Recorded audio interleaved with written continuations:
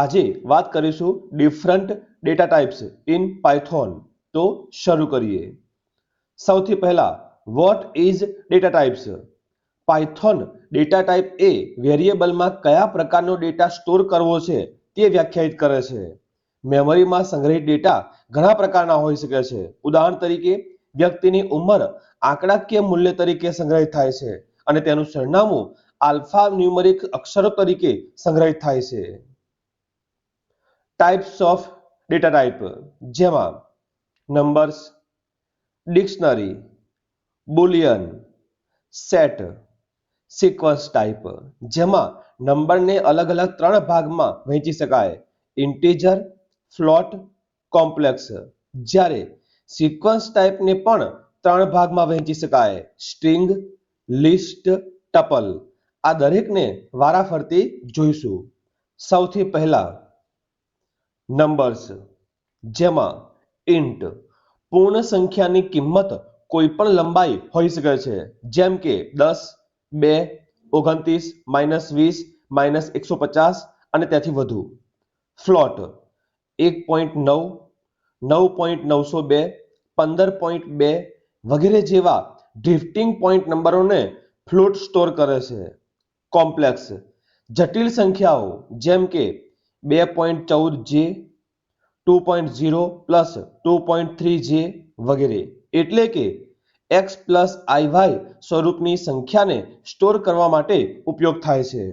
ઉદાહરણમાં a = 5 જે ઇન્ટનું ઉદાહરણ ગણીશું, b = 40.5 જે ફ્લોટનું ઉદાહરણ ગણીશું, c = 1 + 3J જે કોમ્પ્લેક્સનું ઉદાહરણ ગણીશું. આ પ્રકારે વેરિયેબલમાં તે સંખ્યાને સંગ્રહ કરી શકાય છે. ત્યાર પછી ડિક્શનરી. ડિક્શનરી એ કોઈપણ ક્રમમાં ગોઠવાયેલ મુખ્ય મૂલ્યની જોડી છે. તે દરેક કી માટે ચોક્કસ મૂલ્ય સંગ્રહિત કરે છે, જેમ કે એસોસિએટ એરે અથવા હેશ ટેબલ. મૂલ્ય એ કોઈપણ પાયથોન ઓબ્જેક્ટ છે, જ્યારે કી કોઈપણ પ્રિમિટિવ ડેટા ટાઈપ પકડી શકે છે. ઉદાહરણ તરીકે d =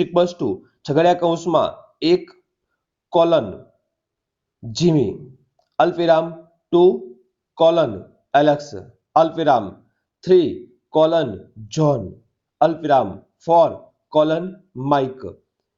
જ્યાં નામ ઇન્વર્ટેડ કોમામાં દર્શાવીશું.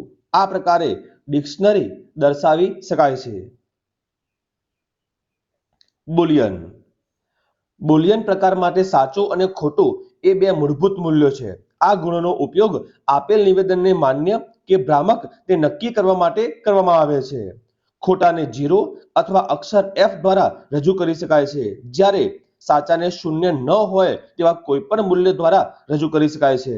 ઉદાહરણ પ્રિન્ટ ટાઈપ ટ્રુ, તે જ રીતે પ્રિન્ટ ટાઈપ ફોલ્સ.